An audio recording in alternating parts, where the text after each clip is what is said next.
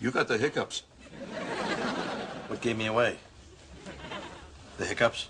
How about I scare you? Guaranteed to get rid of them. It's all right, Arthur. I'm fine, thanks. Okay. Suit yourself. I just thought that. Whoa! Okay, still have the hiccups, and now there's tuna on me. Actually, it's chicken salad with balls. Stop! Bull! Stop it! Bull! Stop! I'm trying to help. I don't need your help, all right? So knock it off. Sorry, Douglas. I was really trying to repay you for all the kindness you've shown me. But I clearly overstepped my bounds. Believe me, won't happen again.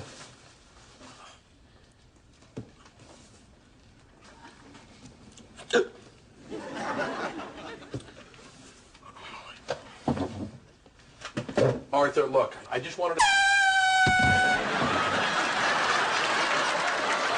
You're welcome.